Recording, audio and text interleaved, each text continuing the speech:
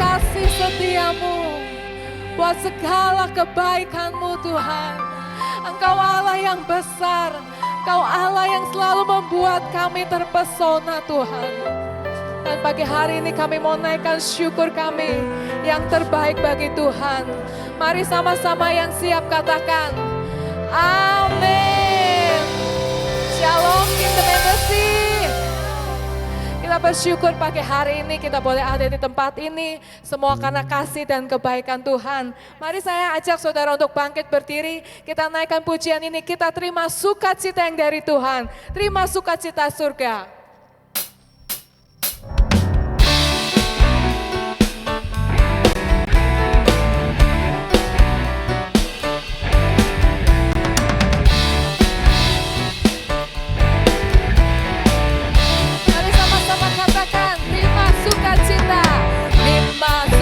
Cinta surga, itulah kekuatan bagi jiwa. Ku dapat saksikan kuasanya di tengah badai yang bergelora. Terima sukacita surga, itulah kekuatan bagi jiwa. Ku dapat saksikan kuasanya, lakukan badai yang bergelora.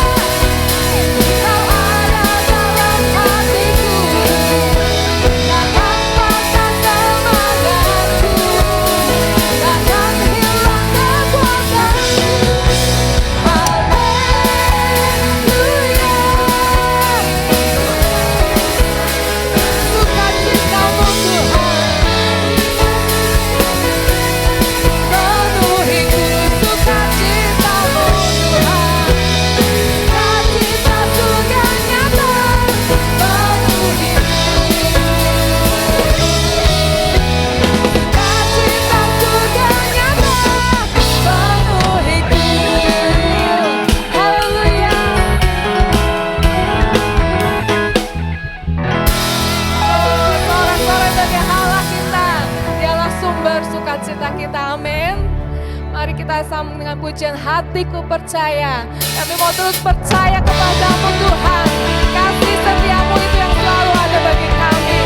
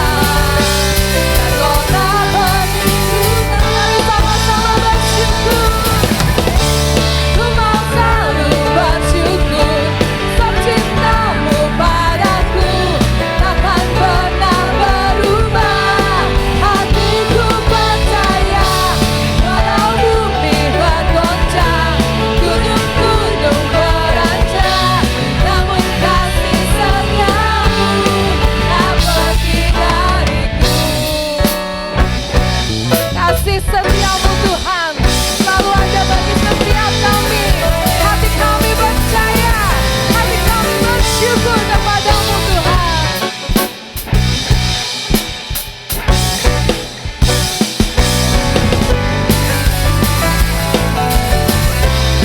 Mari kita sama-sama katakan.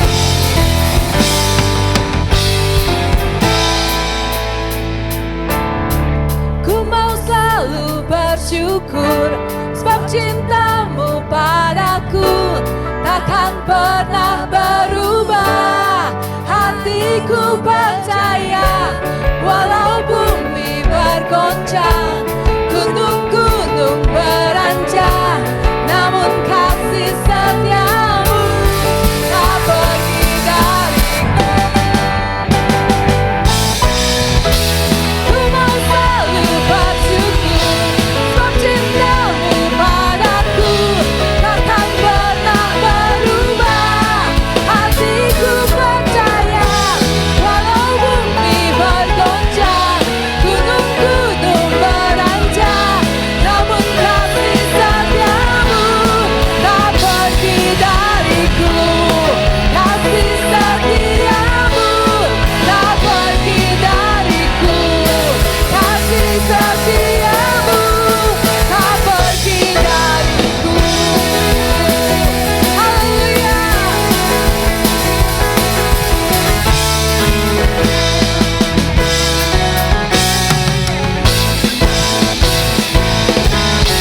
Beri kemuliaan bagi Allah kita, Allah yang setia, Allah yang besar kasih setianya. Kami bersyukur kepadamu Tuhan. Kasih setiamu bahwasanya untuk selama-lamanya kasih setiamu tak pernah pergi dari hidup kami Tuhan. Kami bersyukur Tuhan. Haleluya. Terima kasih Tuhan.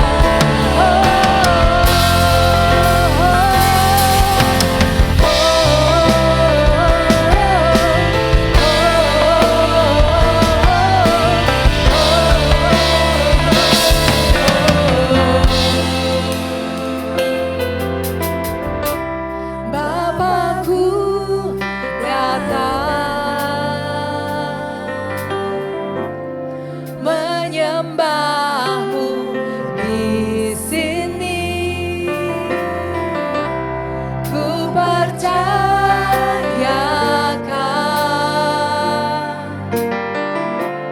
ada bagiku. Bapakku datang. Haleluya.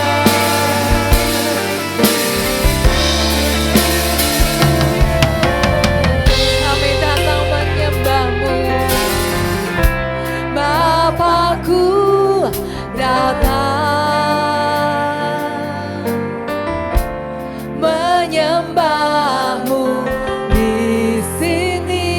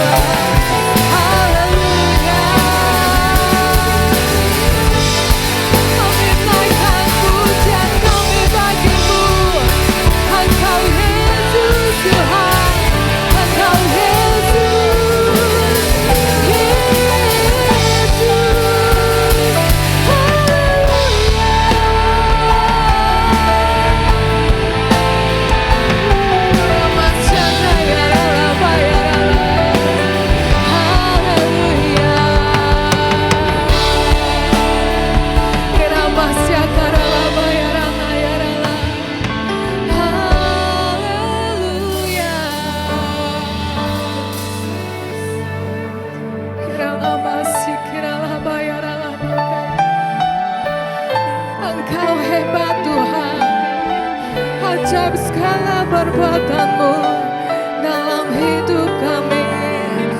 Tak pernah berakhir kebaikan-Mu, tak pernah berakhir kasih setia-Mu Tuhan.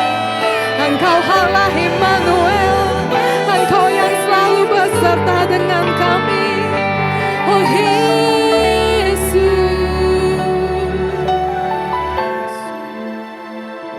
terima kasih Tuhan. Haleluya. Layaklah setiap suku-suku bangsa memuji-muji Engkau Tuhan. Layaklah setiap lutut bertelut, setiap lidah mengaku Yesus Engkau adalah Tuhan. Layak Engkau Yesus, layak Engkau Tuhan. Haleluya.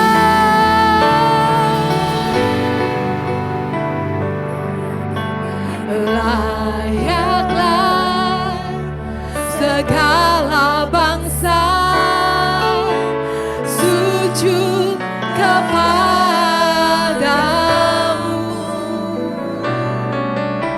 sebab Kau Allah yang kudus, layak disembah. Layaklah Engkau Tuhan, layaklah segala bangsa sujud kepadamu,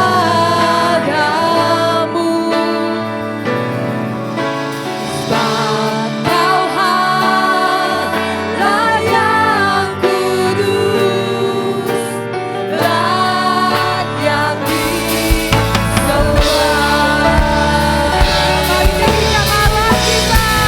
Haleluya. Layaklah segala bangsa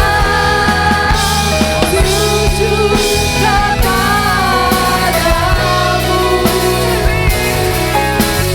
sebab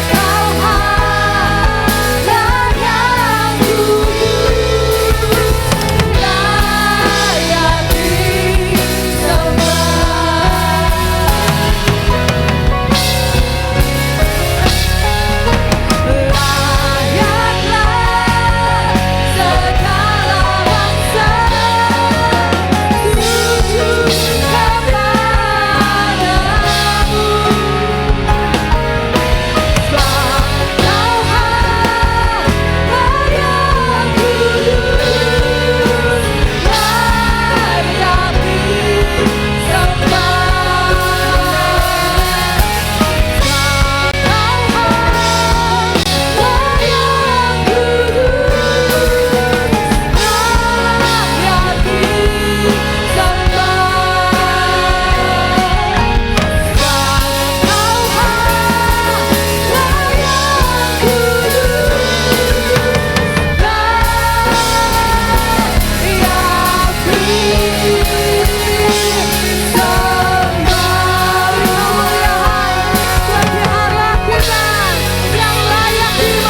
puji-pujian.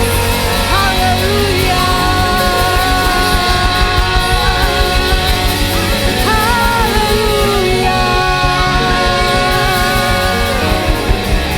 Haleluya.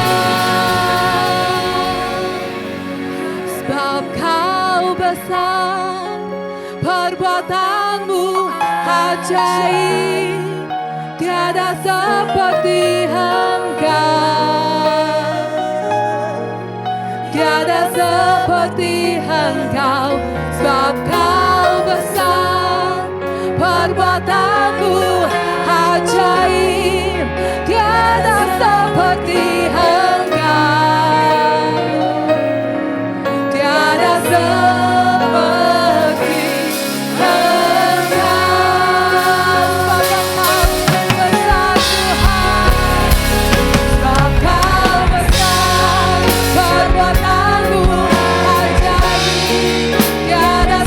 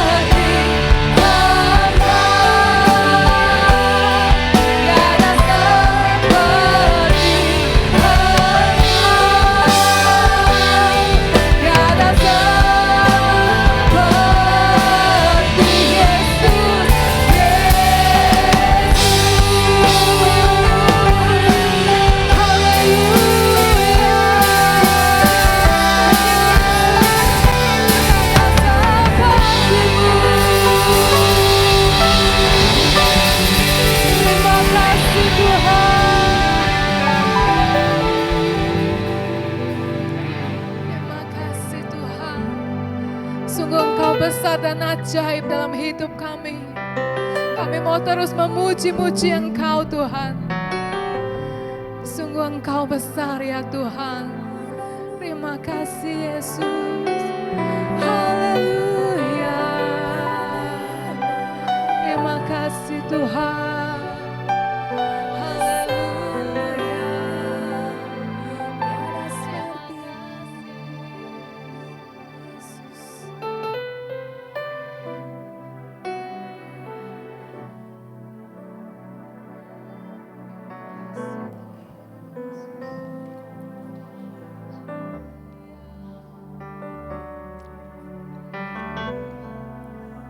Mari sembah Tuhan di tempat ini. Kita sembah Tuhan, kita sembah Tuhan. Kami sembah Kau Tuhan.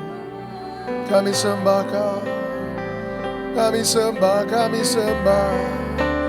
Kami sembah Kau Yesus. Engkau layak menerima penyembahan kami.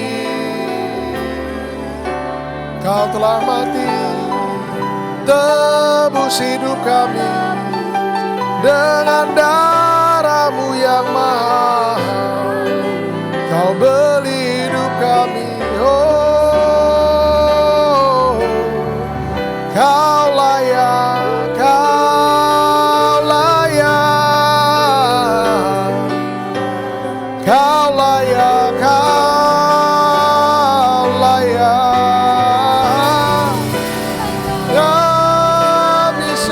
Di tempat ini kami tinggikan, kami agungkan, kami sembahkan.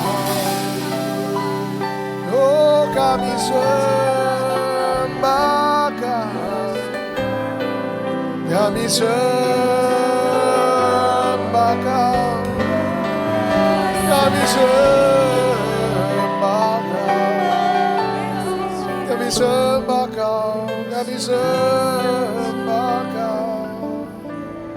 Yesus, kami sembah Kau.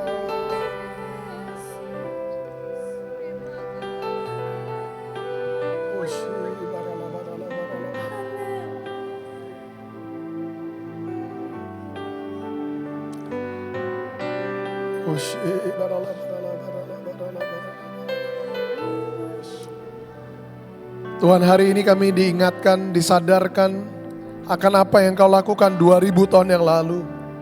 Kau telah datang ke dunia ini, hidup sebagai manusia, tidak berdosa, tidak bercela. Tuhan, Kau mati di atas kayu salib untuk tebus hidup kami. Bukan kesalahan-Mu yang Kau tanggung, tapi kesalahan kami, dosa kami yang ditimpakan atas diri-Mu, dan Engkau harus menanggungnya, mati di atas kayu salib untuk membayar harga yang mahal buat dosa yang kami lakukan. Pengorbanan-Mu Tuhan, itu menebus hidup kami. Pengorbanan-Mu Tuhan, itu menyelamatkan kami. Hari ini kami ngerti Tuhan bahwa hidup yang kami punya bukan milik kami lagi, tapi milik Tuhan sepenuhnya. Hidup ini sudah Kau beli dengan harga yang mahal. Setiap nafas yang kami punya itu punya-Mu Tuhan. Setiap darah yang mengalir dalam tubuh kami itu untuk-Mu Tuhan. Bahkan setiap detak jantung kami berdetak buat Engkau. Artinya hidup ini kami mau abdikan buat Tuhan. Pagi hari ini dengan mengingat akan pengorbanan Tuhan, sebentar kami akan masuk di dalam perjamuan kudus. Kau mengundang kami sehidangan dengan Engkau. Dan Engkau berpesan setiap kali lakukan ini untuk mengingat akan Engkau. Tuhan, kami mau belajar mengingat akan pengorbanan Tuhan bukan hanya setiap bulan, tapi setiap hari. Agar hidup kami sehari-hari dipenuhi dengan pengabdian kami buat Tuhan. Hari ini Tuhan, kami mau sambut tubuh dan darah Tuhan di dalam hidup kami. Memperbaharui dedikasi kami, memperbaharui komitmen kami dengan Engkau, sehingga hidup kami bisa terus habiskan untuk memuliakan nama Tuhan. Hari ini kami mau terima tubuh dan darah Tuhan, juga dengan cara yang layak, dengan cara yang benar. Yang firman Tuhan katakan tidak menyimpan dosa dan kesalahan. Supaya perjamuan ini tidak mendatangkan kutuk atas hidup kami, tapi mendatangkan berkat atas hidup kami. Itu sebabnya kami mau ambil waktu Tuhan untuk Kau menilik hati kami, menguji hati kami. Dan kalau ada dosa yang Kau ingatkan Tuhan, kami mau akui di hadapan Tuhan. Gak ada yang kami mau sembunyikan, gak ada yang kami mau tutup-tutupi. Kami terbuka di hadapan Tuhan. Ampuni dosa kami, kesalahan kami Tuhan. Mari kita ambil sejenak waktu. Masing-masing kita menguji hati kita, menilik hati kita. Terbuka di hadapan Tuhan. Akui dosa-dosa kita. Yang kita lakukan dengan sadar, tidak sadar, sengaja, tidak sengaja, akui di hadapan Tuhan. Ampuni kami Tuhan dengan anugerah-Mu. Kuduskan, sucikan kami Tuhan, layakkan kami untuk menerima tubuh dan darah-Mu Tuhan. Dengan cara yang benar, dengan cara yang layak pagi hari ini. Kami menyatu dengan Engkau, sehidangan dengan Engkau. Kami sambut tubuh-Mu dan darah-Mu pagi hari ini. Di dalam nama Tuhan Yesus. Yang percaya siap masuk menerima perjamuan kudus, sama-sama katakan amin. Saudara, sebentar kita akan masuk dalam perjamuan kudus. Setiap minggu pertama, setiap bulannya kita lakukan perjamuan kudus. Yang Tuhan katakan untuk mengingat akan aku. Pagi hari ini saudara yang belum menerima roti dan anggur bisa angkat tangan, nanti pelayan perjamuan bisa membantu melayani saudara. Perjamuan kudus adalah perjamuan Tuhan sendiri, diperuntukkan untuk orang-orang yang sudah percaya Tuhan Yesus dan sudah dibaptis. Jadi saudara, anak-anak di bawah 12 tahun tidak diperkenankan untuk ikut dalam perjamuan kudus. Ya, yang sudah menerima roti dan anggur boleh saya undang kita untuk bangkit berdiri bersama-sama, persiapkan hati kita lebih lagi untuk menerima tubuh dan darahnya. Oleh kuasa darah-Mu, Kau telah tebus dosaku. Kekudusan-Mu melingkupiku. Kasih-Mu mengalir, memulihkan hidupku. Sungguh besar anugerah-Mu, Kau selamatkan hidupku. Ku menjadi ciptaan yang baru oleh kuasa darah. Sekali lagi angkat tangan kita, katakan oleh kuasa darah-Mu.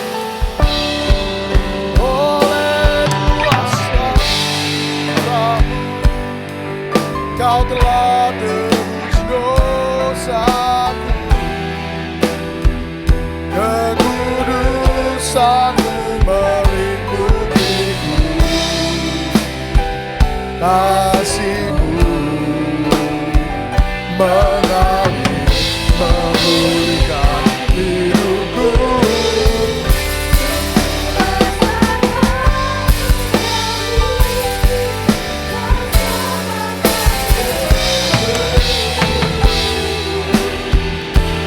Menjadi ciptaan yang baru oleh kuasa darah-Mu. Ku menjadi ciptaan yang baru oleh kuasa darah-Mu.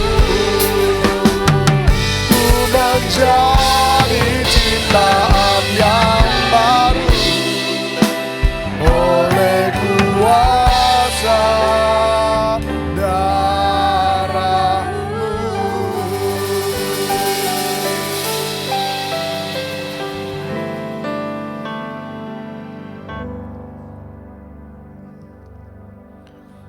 Sebab apa yang telah kuteruskan kepadamu telah aku terima dari Tuhan. Yaitu bahwa Tuhan Yesus pada malam waktu Ia diserahkan, Ia mengambil roti. Mari kita angkat roti dengan tangan kanan kita tinggi-tinggi. Dan sesudah itu Ia mengucap syukur atasnya. Ia memecah-mecahkannya dan berkata, inilah tubuhku yang diserahkan bagi kamu. Perbuatlah ini menjadi peringatan akan aku. Saudara dikasih Tuhan, bukankah roti yang kita angkat, kita ucapkan syukur atasnya adalah persekutuan kita dengan tubuh Kristus. Mari kita makan dalam nama Tuhan Yesus.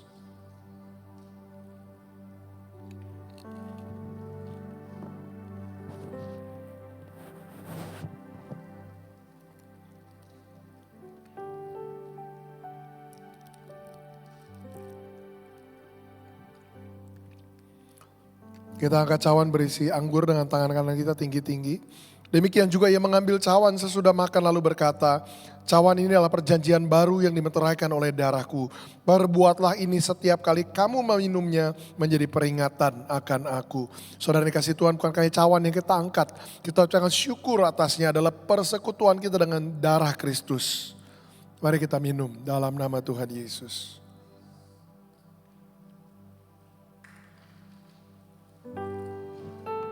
Mari naikkan syukur kita kepada Tuhan. Masing-masing kita naikkan syukur kita kepada Tuhan. Terima kasih Tuhan buat pengorbanan-Mu. Terima kasih Tuhan buat harga yang mahal. Terima kasih Tuhan buat hidup-Mu yang diserahkan untuk tebus dosaku. Terima kasih Tuhan buat kasih-Mu.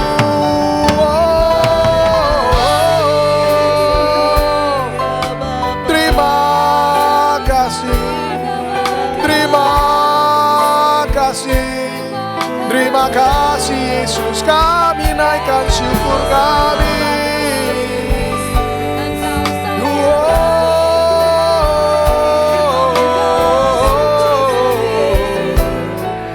Haleluya, kami naikkan syukur kami.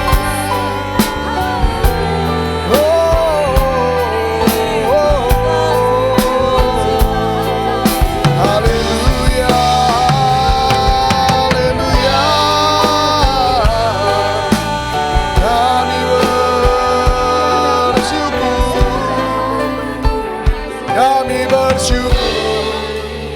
Kami bersyukur.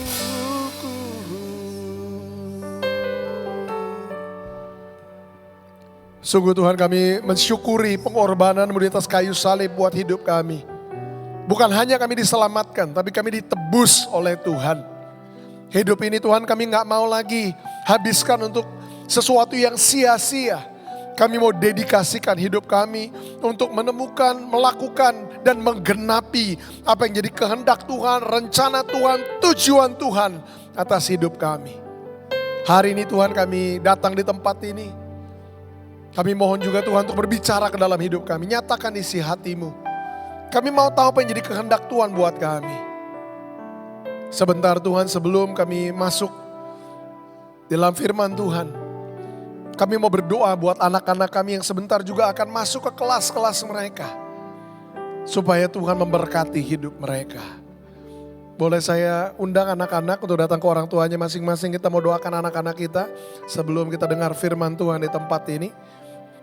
Mari kita tumpangkan tangan kita atas anak-anak kita. Tuhan, kami bersyukur buat keluarga yang Tuhan berikan. Buat kami Tuhan, ini berkat yang besar, sukacita yang besar, kesukaan yang besar. Terutama mengakhiri tahun ajaran sekolah mereka Tuhan, kami bersyukur. Di mana sepanjang 1 tahun ini Tuhan sudah menuntun mereka, mengajar mereka, mendidik mereka di sekolah-sekolah mereka. Dan mereka boleh lulus dengan baik. Tuhan, kami memberkati mereka. Sebentar mereka akan masuk kelas-kelas mereka. Berkati mereka Tuhan dengan perjumpaan akan Tuhan. Sehingga mereka boleh kenal Tuhan di masa muda mereka. Ajar mereka jalan-jalan-Mu. Supaya mereka bisa hidup dalam ketetapan-ketetapan-Mu. Dan supaya hidup mereka Tuhan bisa Kau pakai untuk memuliakan nama Tuhan.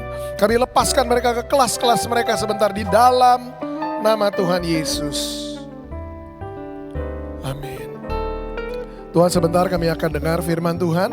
Nyatakan isi hati-Mu, kami buka hati kami selebar-lebarnya. Izinkan Tuhan untuk berbicara. Kami sambut firman-Mu buat hidup kami di dalam nama Tuhan Yesus. Yang percaya siap sambut firman Tuhan sama-sama katakan amin, amin. Ya, silakan anak-anak bisa masuk ke kelasnya. Ya, saudara yang lain di sini siap dengar firman Tuhan? Gak ada yang siap dengar firman Tuhan. Siap dengar firman Tuhan? Amin ya.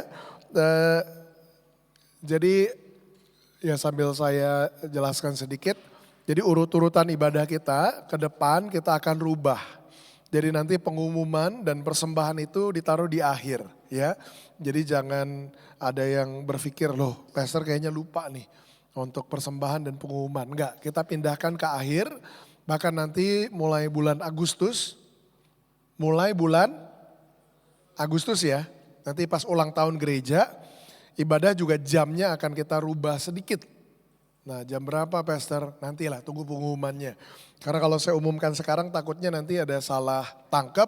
Minggu depan datangnya terlambat semua. Ya, jadi kita sedang lakukan perubahan-perubahan yang baik buat gereja ini. Supaya kita bisa semakin relevan buat jemaat yang kita layani. Nah hari ini di permulaan dari bulan Juni sudah mulai banyak yang liburan.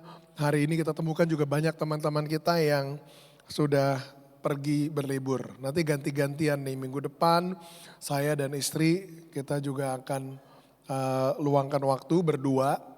Ya saya harap saudara paham. Saya dan istri kita punya kebiasaan ini setiap tahun minimal 1 kali kita mau habiskan waktu berdua. Nah dari awal tahun kita belum ambil libur sama sekali. Jadi minggu depan kita akan pergi berlibur. Boleh? Boleh ya. Ya tapi nanti gantian. Pastor Arif sudah kembali lagi. Nanti minggu berikutnya baru gantian. Pastor Tom sama Pastor Tiff. Itu yang pergi. Jadi pastornya juga ganti-gantian liburannya. Pengerjanya juga ganti-gantian liburannya. Nah hari ini kita akan sama-sama dengar firman Tuhan. Yang saya percaya pesan ini akan menolong semua kita untuk bertumbuh. Tanpa terasa kita sudah memasuki bulan Juni tahun 2026. Benar ya? Sudah sampai di pertengahan tahun. Gak terasa loh, cepat sekali. Rasanya baru masuk tahun baru, lewat, tahu-tahu sudah tengah tahun. Dan kita sebentar lagi akan memasuki paruh kedua atau putaran kedua tahun ini. Makanya Tuhan taruh pesan ini dalam hati saya. Ini judul pesannya, Winning in the Second Half. Menang di putaran kedua atau menang di babak yang kedua. Banyak pertandingan olahraga, kemenangan itu tidak ditentukan di babak yang pertama. Ada tim yang mulai dengan sangat baik, tapi akhirnya malah gagal, malah kalah. Tapi sebaliknya, ada yang di awalnya tuh tertinggal, namun bisa bangkit dan justru menang pertandingan karena bermain lebih baik di babak yang kedua. Ini saya percaya gak kebetulan, sebentar juga bulan Juni ini dunia akan menyongsong menyambut sama-sama apa? Oh gak ada yang ngikutin. World Cup, Piala Dunia sepak bola. Ya kalau sepak bola itu nonton, saya gak tahu, di sini ada yang nonton sepak bola? Kalau ibu-ibu enggak kali ya. Mungkin bapak-bapaknya beberapa nonton sepak bola. Yang kali ini agak begadang-begadang nih. Karena di mana ya kali ini World Cup? Hah? Di mana? Kok ngomongnya saya nggak tahu bener. Di mana Ki? Hah? Ya itu cek sendiri lah, saya nggak tahu. Tapi saya dengar nih begadang-begadang. Karena kita lagi planning juga di lapangan nanti ada nobar itu katanya menjelang subuh. Ya jadi begadang-begadang. Nah kalau nonton sepak bola yang menarik begitu. Ini deg-degannya tuh dari awal sampai akhir. Kadang-kadang tim yang kita usung, yang kita dukung di babak pertama tuh ketinggalan. Kebobolan dulu. 1-0, 2-0, wah itu deg-degan. Tapi saya ingat ada momen-momennya saya juga kadang ngikutin, nonton. Itu orang gak menyerah. Sampai babak kedua ditunggu terus. Kenapa? Berharap timnya bangkit. Berharap strateginya berubah. Berharap taktiknya berubah. Supaya apa? Supaya bisa mengejar ketinggalan. Bahkan sampai akhir bisa menang. Dan kadang-kadang ada tim-tim yang justru nyodoknya terakhir. Malah kebobolan lawannya malah menang. di babak yang terakhir. Nah itu gambarannya bahwa suatu pertandingan itu nggak ditentukan hanya dari satu babak pertama, tapi juga babak yang kedua. Nah tadi saya katakan kita baru saja melewati setengah nih dari tahun ini. Saya nggak tahu bagaimana saudara menjalankan setengah tahun pertama tahun ini. Tapi yang pasti begini, apapun yang saudara alami di tahun yang pertama. Mungkin saudara ngalamin kekalahan, mungkin saudara mengalami kemenangan, mungkin saudara mengalami keberhasilan, mungkin saudara mengalami kegagalan. Tapi bagaimanapun saudara mungkin memulai setengah tahun pertama. Dengar, kita masih punya setengah tahun lagi ke depan di mana kita bisa bangkit dan bisa memenangkan pertandingan di tahun 2026 ini dalam hidup kita.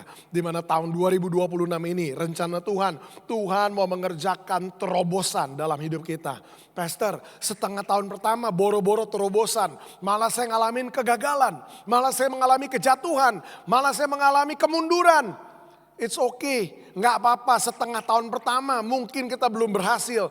Tapi kita harus bangkit supaya kita bisa menang di putaran yang kedua. Bisa menang di babak yang kedua. Dalam kehidupan rohani Tuhan gak hanya memperhatikan bagaimana kita memulai, tapi juga bagaimana kita mengakhiri perjalanan kita.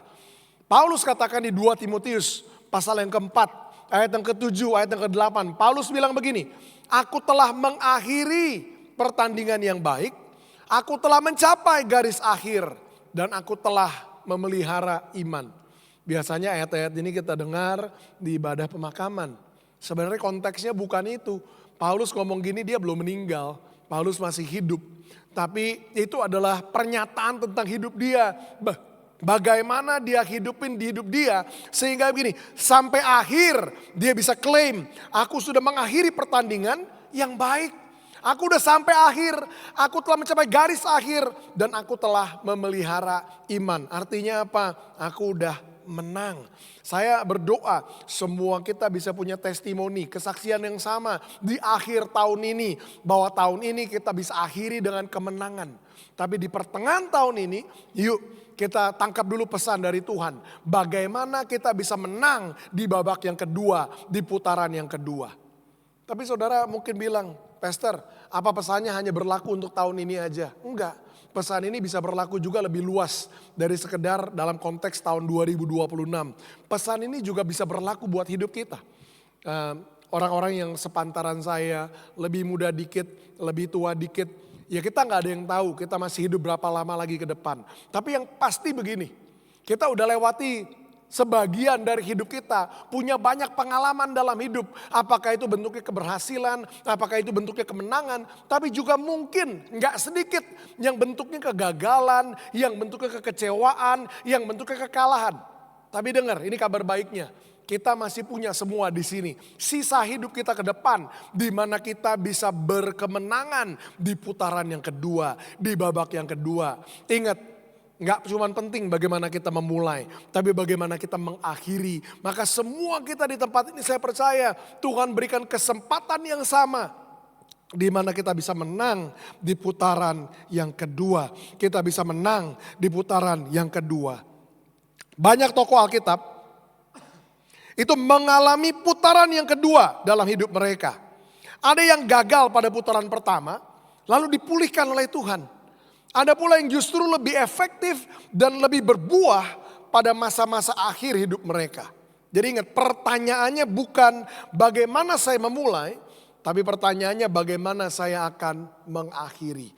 Jadi semua kita di tempat ini jangan cuma fokus lihat apa yang ada di belakang, kemudian ngerasa hidup kita udah gagal hari ini. Enggak, kita masih punya putaran kedua, babak yang kedua. Mungkin di babak pertama, putaran yang pertama mungkin kita tertinggal. Mungkin kita ngalamin kegagalan, mungkin kita ngalamin kekalahan. Tapi dengar, di babak yang kedua kita harus bangkit supaya kita bisa menang di putaran yang kedua. Hari ini saya mau ajak kita belajar dari tokoh-tokoh Alkitab ini. Bagaimana mereka bangkit di babak yang kedua, apa yang mereka alami di putaran yang kedua, dan bagaimana kita bisa mengaplikasikan ini dalam hidup setiap kita. Ada 5 tokoh yang dimana ada 5 pelajaran yang kita bisa petik tentang bagaimana bisa menang di putaran yang kedua. Yang pertama, ini poinnya, Putaran yang kedua adalah kesempatan untuk pemulihan. Jadi putaran yang kedua, the second round atau the second half is a chance for restoration. Putaran yang kedua adalah kesempatan untuk pemulihan. Siapa pastor tokoh Alkitab yang menjadi contoh mengalami ini? Petrus. Petrus menyangkal Yesus berapa kali? 3 kali. Dan itu merupakan salah satu kegagalan terbesar dalam hidupnya. Saudara bisa bayangkan, Petrus ikut Yesus sudah 3 tahun lebih menjadi murid Yesus. Salah satu yang paling dekat, yang paling nempel, yang terima pelajaran langsung dari Tuhan Yesus. Menyaksikan mujizat, mengalami segala macam kuasa Tuhan yang luar biasa. Tapi ketika Yesus harus menanggung, memikul salib buat kita. Di akhir hidupnya, Petrus ditanya, apakah kamu muridnya orang ini? Dia bilang, enggak, saya enggak kenal. Bukannya kamu kemarin bersama-sama dengan dia? Enggak, itu bukan saya. Dia nyangkal Yesus sampai 3 kali. Saya pikir ya, enggak ada kegagalan yang lebih besar, yang lebih parah daripada itu. Zaman sekarang ya kalau teman kita ngomong gitu, kita bilangnya pengkhianat. Waduh. Ini ngeri banget, itu satu kegagalan yang fatal, yang sangat besar. Yang mungkin gini, kalau dia sadar kesalahannya gak tahu gimana caranya menghukum diri. Kenapa? Karena kesalahannya begitu fatal, itu kesalahan yang sangat besar. Tapi yang menarik begini, sesudah kebangkitan Yesus, Yesus justru secara khusus datang menemui Petrus untuk memulihkan dia. Saudara bisa temukan ceritanya di Yohanes pasal 21. Ayat 15 sampai ayat 17. Ya sekedar untuk mengingatkan. Kalau saudara ingat waktu itu Alkitab katakan sesudah sarapan Yesus bertanya sama Simon Petrus. Simon anak Yohanes, apakah engkau mengasihi aku lebih dari mereka ini? Dia tanya Simon Petrus itu sampai 3 kali. 3 kali Yesus mau mengukuhkan hubungan yang dia punya, mengingatkan itu, menekankan itu. Apa yang Yesus lagi lakukan? Bukan Yesus sedang mengintimidasi Petrus. Bukan Yesus sedang menghakimi Petrus. Tapi Yesus sedang merestorasi, memulihkan Petrus. Jadi putaran yang kedua adalah kesempatan untuk pemulihan. Putaran yang kedua adalah kesempatan untuk pemulihan. Kalau di putaran yang pertama, Petrus berakhir dengan kegagalan. Dia sangkal Yesus. Tapi putaran yang kedua justru dimulai dengan kasih karunia. Hari ini dengar ini baik. Saya percaya kasih karunia atau anugerah yang sama yang waktu itu berlaku buat Petrus yang memulihkan dia. Yang membuat dia bisa punya pernyataan itu kembali. Tuhan engkau tahu aku mengasihi engkau lebih dari mereka ini. Tiba-tiba ada api yang kembali berkobar. Cinta yang kembali menyala. Ada hubungan yang kembali dipulihkan. Yang membuat dia siap mendedikasikan hidupnya lebih dari semua waktu sebelumnya. Ada kasih karunia yang memulihkan dia. Saya percaya hari ini kasih karunia yang sama yang berlaku sama Petrus juga berlaku buat semua kita di tempat ini. Aplikasinya apa pastor? Tadi saya bilang mungkin di babak pertama hidup kita, di putaran pertama hidup kita. Mungkin kita ngalamin kegagalan. Mungkin kita ngalamin kejatuhan. Kita jatuh dalam dosa. Mungkin kita kehilangan pekerjaan, kita kehilangan bisnis kita, bangkrut. Mungkin kita punya kegagalan di rumah tangga kita. Kita berpisah dengan pasangan kita. Kegagalan, kekalahan. Banyak orang ngecap itu sebagai sesuatu yang fatal. Udah gak ada kesempatan lagi buat kamu. Gak mungkin kamu dipakai Tuhan. Kamu udah gak pantas. Kamu udah gak layak. Saya tanya sama saudara. Kalau saudara ada di zaman itu, Petrus nyangkal Yesus. Menurut saudara kira-kira kesalahannya Petrus itu masih pantas gak dia melayani Tuhan? Hah? Kesalahannya bukan sepele loh. Maaf kalau dibandingkan dengan dia nilepin duit aja. Nyuri duit. Ini lebih fatal. Kenapa? Ngaku gak kenal. Saya pikir, makanya saya bilang itu salah satu kegagalan yang terbesar. Kalau dia nyolong duit aja tapi masih ngaku, ya ini tuan saya tapi saya nyuri dari dia. Ya masih bisa diterima. Minimal Dia masih akui hubungannya. Ini bahkan hubungannya gak diakui. Saya tanya sama saudara, menurut saudara masih pantas gak? Masih layak gak dia melayani Yesus? Kayaknya enggak ya. Fatal banget. Kita bilang, wah parah lu, pengkhianat. Udah lu minggir aja. Lu kalau gak kenal ya udah, sana jauh-jauh. Tapi yang menarik gini, sefatal itu pun kesalahan dia. Yesus justru dengan sengaja datang untuk memulihkan dia. Apa pesannya buat kita? Hari ini saya percaya gak ada kesalahan saudara yang terlalu fatal sampai di titik Tuhan gak bisa memulihkan hidup saudara dan memakai hidup saudara sekali lagi. Kadang-kadang gini, kita yang ngecap diri kita, memandang diri kita, menjatuhkan diri kita sendiri, ngerasa kita udah gak pantas melayani Tuhan karena status saya yang lama, karena kegagalan saya yang lama, karena kesalahan saya yang lama. Petrus pun demikian, tapi hari ini tahu bahwa Tuhan mau datang dalam hidup kita untuk memulihkan kita, di mana semua kita dapat kesempatan yang baru, dapat kesempatan kedua untuk kita bangkit di putaran yang kedua dan siap melayani Tuhan sekali lagi.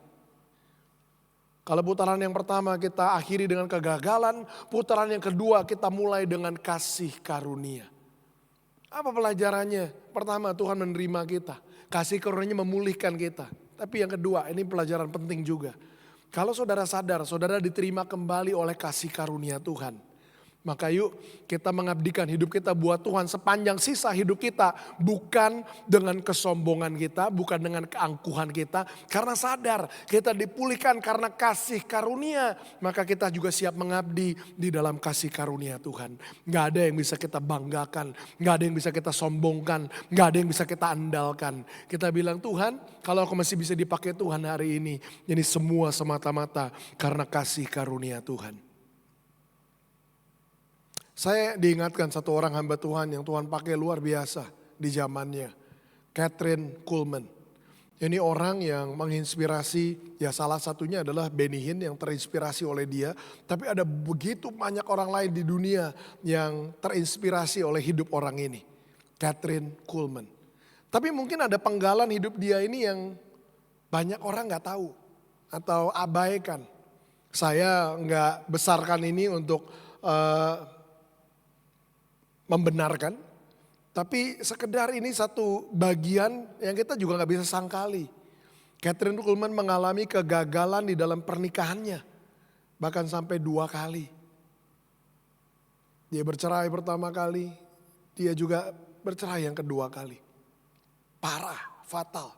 1 kali aja orang bilang udah parah, gak mungkin dipakai Tuhan. Tapi dia gagal lagi. Tapi dia percaya sama kasih karunia Tuhan yang memulihkan. Dan justru sepanjang sisa hidupnya dia bergantung sama kasih karunia itu. Bahwa kalaupun aku masih bisa dipakai Tuhan, itu karena anugerah. Maka gak ada yang bisa disombongkan. Dan Tuhan bangkitkan dia justru sesudah melewati kegagalan itu. Tuhan pakai dia luar biasa bukan sebelum dia gagal. Justru sesudah dia gagal. Aneh. Menarik, tapi itu fakta. Itu yang terjadi. Tuhan pakai dia luar biasa justru sesudah dia ngalamin kegagalan itu. Sisa hidupnya dia didikasikan hanya untuk Tuhan. Dia bergantung sama kasih karunia Tuhan. Tahu Tuhan bisa memulihkan.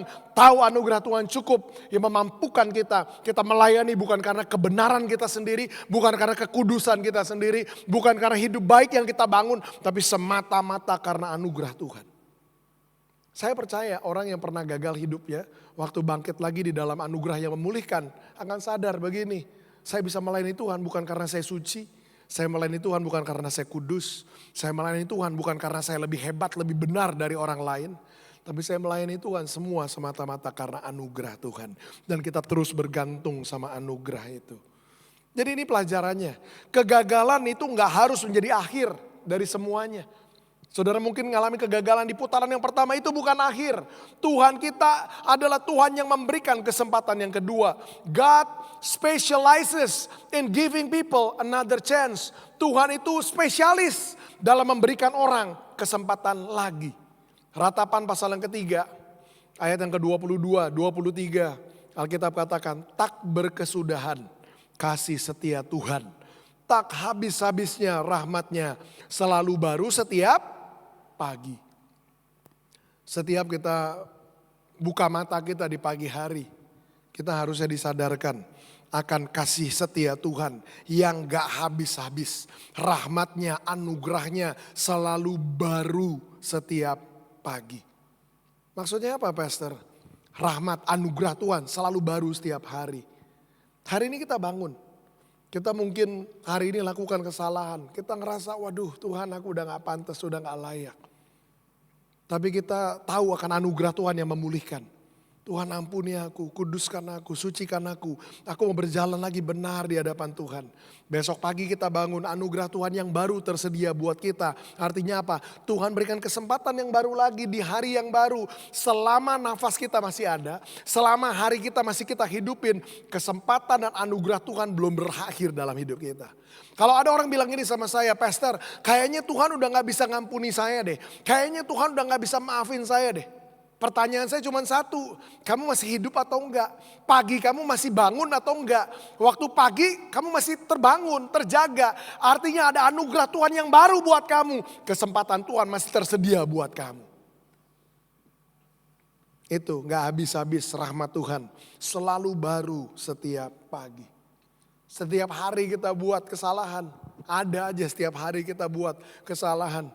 Tapi besok pagi kita bangun ada anugerah Tuhan yang baru. Tuhan kasih kesempatan yang baru buat setiap kita. Jadi hari ini yuk kita bangkit di putaran yang kedua. Bahwa kegagalan kita di masa yang lalu gak jadi akhir dari semuanya. Kita bergerak di dalam anugerah Tuhan. Bergantung sama anugerah Tuhan. Mengandalkan anugerah Tuhan. Dan hidup untuk memuliakan Tuhan. Jangan biarkan masa lalu menentukan masa depan kita. Terima pengampunan dari Tuhan, bangkit kembali dan jalani panggilan Tuhan. Waktu kecil, bukan saya, waktu anak saya kecil, nah lebih tepatnya. Anak yang mana Pastor? Yang kedua, Sharon. Kita ingat kita waktu itu mau pergi liburan ke Bali. Beberapa hari sebelumnya dia lompat dari, kita juga gak lihat kejadiannya. Dia lompat dari sofa ke bawah, dia mendarat di tangannya. Krek. Patah tangannya, jadi dia datang sama kita, tengah-tengah ini udah ngeplek. Jadi ya sekarang lucu, tapi waktu itu nggak ada lucu-lucunya. Jadi dia pegang sebelah, bagian sebelahnya itu udah ngeplek, patah tangannya. Wah kita panik, kita mau pergi liburan tangan patah, bawa ke rumah sakit.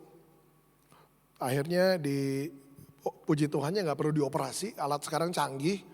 Dikasih scan aja, dilihat dalamnya, itu disambungin, dipasang gips. Benar-benar dipasang gips. Akhirnya kita ke Bali dengan tangan dia di gips. Tapi lewat pengalaman patah tulang tangan anak saya, kita belajar sesuatu. Kita akan concern, kita takut. Ini anak cewek lagi. Kita takut tangannya waktu balik itu bengkok, atau jadi lemah, atau jadi rentan, gampang patah. Tapi dokter ternyata menginformasikan kita satu informasi yang menarik. Yang waktu saya cari tahu benar. Dia bilang begini, enggak Pak jangan khawatir. Justru orang kalau pernah patah tulang, nyambung lagi. Itu sambungannya jadi lebih kuat daripada tulang aslinya. Masa begitu? Ternyata saya pelajarin, saya cari di Google. Ya memang benar. Kalau tulang itu udah patah di mana dia nyambung, badan kita itu ajaib. Dia punya kemampuan merestorasi, mungkin diprogram. Dulu yuk kurang kuat, maka sekarang nyambung lagi harus lebih kuat dari sebelumnya. Tulang yang patah waktu nyambung itu lebih kuat dari yang sebelumnya. Pelajaran apa yang kita bisa belajar? Demikian juga orang yang dipulihkan Tuhan.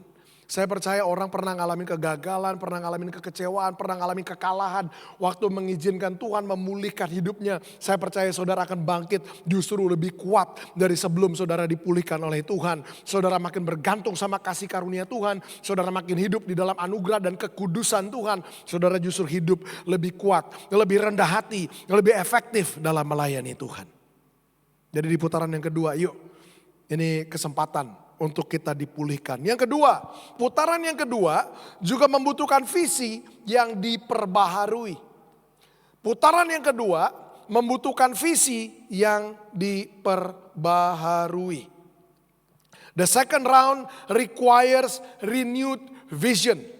Putaran yang kedua atau babak yang kedua itu menuntut atau membutuhkan visi yang dipulihkan, yang diperbaharui. Contohnya siapa pastor di dalam Alkitab? Siapa tokohnya yang mengalami putaran yang kedua dengan visi yang dipulihkan? Orang ini namanya Kaleb. Siapa Kaleb? Sohibnya Joshua. Wah, Joshua dan Kaleb. Hari ini Joshua gak datang. Tapi kita bicara tentang Kaleb. Di Yosua pasal 14 ayat 10 sampai 12. Nanti saudara baca cerita lengkapnya di Alkitab. Yosua bilang begini. Jadi sekarang sesungguhnya Tuhan telah memelihara hidupku seperti yang dijanjikannya. Kini sudah 45 tahun lamanya sejak diucapkan Tuhan firman itu kepada Musa. Dan selama itu orang Israel mengembara di padang gurun. Jadi sekarang telah berumur 85 tahun aku hari ini. Pada waktu ini aku masih sama kuat seperti pada waktu aku disuruh Musa. Seperti kekuatanku pada waktu itu, demikianlah kekuatanku sekarang. Untuk berperang dan untuk keluar masuk. Oleh sebab itu dia ngomong nih sama Musa. Berikanlah kepadaku pegunungan yang dijanjikan Tuhan pada waktu itu. Jadi maksudnya apa Pastor? Kaleb ini ngomong simple. Kaleb ngomong, sekarang ini udah 40 tahun lewat. Udah 45 tahun lewat, dari waktu itu umurnya 40 tahun. Jadi total umurnya udah 85 tahun. Di sini ada yang udah 85. Ada yang udah 85, gak datang ya, yang udah 85. 85 ke atas, gak datang ya. Biasa kalau oma-oma, opa-opa datang, ada juga yang 85 ke atas. Kalau ada yang 85 ke atas, saya mau bilang masih muda. Kenapa? Kaleb sama. 85 tahun, dia bilang apa? Kalau 40 tahun yang lalu Tuhan kasih janji untuk pegunungan ini diserahkan.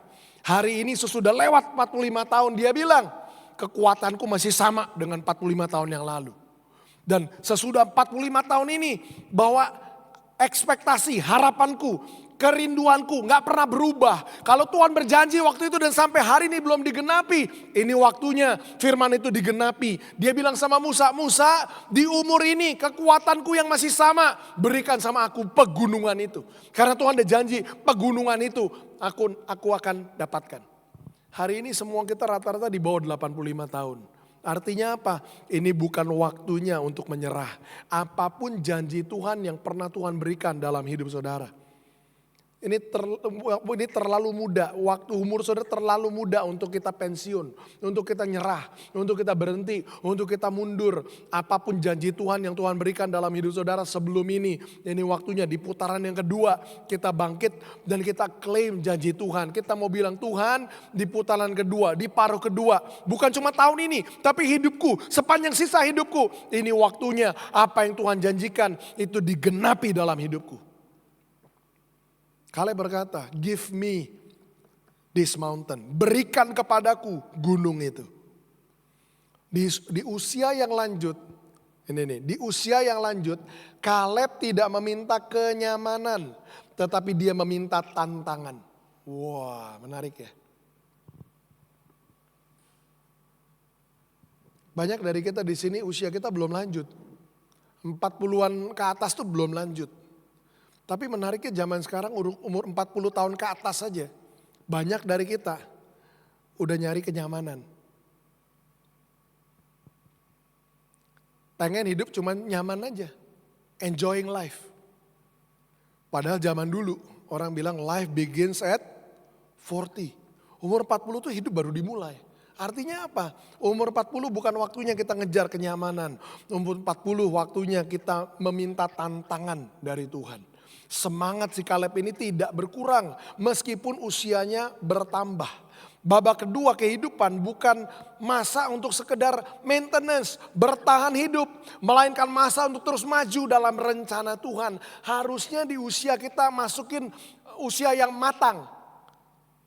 Harusnya ini justru umur-umur di mana kita mulai kejar, cari dan mulai kerjakan, genapi apa yang jadi rencana Tuhan buat hidup kita. Menariknya ya. Orang sebelum before 40, 30-an, 20-an, semua kita berlomba-lomba mau bangun karir, mau bangun bisnis, punya usaha, punya passive income. Kita kejar apa yang kita pikir kita akan butuhkan buat masa matang kita, masa dewasa kita atau masa tua kita. Kita bangun semua itu. Tapi yang menarik sesudah kita mulai mencapai satu ukuran keberhasilan tertentu. Kita kan punya kebebasan. Sekarang kita punya kebebasan waktu, kita punya kebebasan keuangan, kita udah bisa bernafas lebih lega. Yang menarik justru di titik yang paling strategis, yang paling ideal, kita bisa melayani Tuhan habis-habisan. Malah kita ngerem, kita mulai kejar kenyamanan. Udahlah, ini waktunya saya sekedar menikmati hidup. Padahal saya percaya semua kerja keras kita, usaha kita, Tuhan tolong kita untuk miliki apa yang kita miliki hari ini adalah untuk begini, untuk membebaskan kita di titik ini, untuk justru melakukan apa yang Tuhan mau kita lakukan, bukan untuk kita berhenti dan justru pensiun. Yuk bilang sama sebelahnya, ini bukan waktunya untuk pensiun dini. Bilang. Ini bukan waktunya untuk pensiun dini. Di usia yang lanjut ingat, Kaleb tidak meminta kenyamanan, tapi dia minta tantangan. Saya percaya banyak dari kita di tempat ini, waktu Tuhan mulai berkati hidup kita. Waktu Tuhan mulai berikan yang kita butuhkan untuk hidup yang baik. Kita bisa menikmati hidup kita. Saya percaya ini justru waktunya untuk kita minta tantangan yang baru dari Tuhan. Tuhan, kalau di musim sebelumnya saya gak punya ruang untuk kejar rencana Tuhan. Kenapa? Saya harus berjuang buat anak saya, buat istri saya, buat kehidupan yang pantas, yang layak. Hari ini Tuhan berkati aku bersyukur. Doanya jangan begini, ya udah Tuhan, aku mau menikmati hidup. Salah. Hari ini Tuhan, kalau sebelumnya aku gak punya kemampuan untuk melayani Tuhan, untuk menggenapi rencana Tuhan, kali ini Tuhan udah kasih aku ruang buat itu. Tuhan, berikan aku tantangan. Apa yang jadi rencana Tuhan, visi Tuhan, mimpi Tuhan, biar itu aku kerjakan sepanjang sisa hidupku. Saya percaya paruh kedua atau putaran kedua adalah waktunya untuk dimana kita nggak lagi memusingkan diri untuk penghidupan kita sendiri. Ini waktunya untuk kita mengabdi sama Tuhan. Saya percaya babak kedua atau putaran kedua, seperti Paulus katakan, hidupku bukan aku lagi, tapi Kristus Yesus yang hidup di dalam dan melalui aku. Ini waktunya untuk kita bisa mendedikasikan hidup kita habis-habisan buat tujuan Tuhan. Tuhan masih memiliki gunung-gunung yang harus kita taklukkan. Jadi jangan sekedar berhenti untuk menikmati hidup. Tanya sama diri kita sendiri, visi apa yang Tuhan berikan untuk musim hidup saya saat ini? Kalau saudara bilang, ya itu pastor saya kayak gak punya tujuan. Nah ini waktunya nih, kesempatan kedua. Benar-benar datang sama Tuhan. Tuhan, aku mau visi dalam hidupku diperbaharui. Aku gak mau stuck, aku gak mau berhenti. Aku gak mau menjadi nyaman dan kemudian sekedar menikmati hidup. Berikan aku tantangan yang baru. Seperti Kaleb, berikan aku gunung ini. Aku mau tahu gunung apa Tuhan yang aku harus taklukan di paruh kedua dari hidupku. Visi apa yang Tuhan berikan untuk musim hidup kita saat ini? Tugas apa yang Tuhan berikan sama kita yang mungkin belum kita selesaikan? Area mana yang Tuhan mau saya bertumbuh? Nah itu pertanyaan-pertanyaan yang kita harus tanyakan sama diri kita. Saudara tahu pesawat terbang? Ini ilustrasi ya. Pesawat terbang itu menggunakan justru sebagian besar dari bahan bakarnya itu waktu take off. Waktu lepas landas. Sebenarnya pertama kali saya tahu ini deg-degan juga. Artinya apa pastor? Jadi pesawat terbang itu membawa bahan bakar, aftur itu banyak. Itu di sayap-sayapnya itu tangkinya. Waktu lepas landas, sebagian besar dari bahan bakar itu terpakai. Buat apa? Buat take off. Itu ternyata membutuhkan energi yang begitu besar. Jadi udah hampir habis waktu take off. Nah terus kalau gitu gimana sisanya pastor? Ini yang menarik nih. Namun justru jarak yang terjauh ditempuh ketika pesawat ini udah sampai di ketinggian yang stabil. Itu bahasa kerennya cruising altitude. Ketinggian di mana dia cruising aja. Cuman melayang aja. Itu udah gak pakai bahan bakar banyak. Melayang aja. Ilustrasi lain, saudara tahu burung Raja Wali? Dia naik ke atas, dia kepakan sayap, itu pakai energi. Tapi udah sampai di atas, dia sekedar gliding, melayang. Itu udah gak pakai energi tuh. Cuman sayapnya aja dibuka gini, dia melayang. Itu gak turun-turun tuh. Jadi pesawat menggunakan sebagian besar energinya saat lepas landas. Namun jarak yang terjauh ditempuh ketika sudah berada di ketinggian yang stabil. Demikian juga banyak orang percaya justru begini, memberikan dampak terbesar mereka setelah bertahun-tahun berjalan dengan Tuhan. Jadi bukan di fase-fase awal kita merintis, kita bangun, kita berusaha untuk terbang tinggi. Bukan di fase awal kita berdampak jauh dan panjang dan besar. Justru di bagian akhir. Waktu kita udah sampai di ketinggian yang stabil. Saudara dan saya bilang tadi umur-umur kita. Ini bukan waktunya untuk kita justru jadi mengejar kenyamanan. Kita udah sampai di ketinggian di mana Tuhan memberkati hidup kita baik. Justru di ketinggian ini, yuk kita pancangkan, kita punya visi, cita-cita kita yang jauh, yang panjang. Ini waktunya untuk kita justru genapin itu. Bukan waktunya untuk kita memperlambat dan kita pensiun. Justru waktu kita sampai di cruising altitude tadi, ketinggian kita bisa yang stabil. Kita bisa mulai capai hal-hal yang besar bersama dengan Tuhan.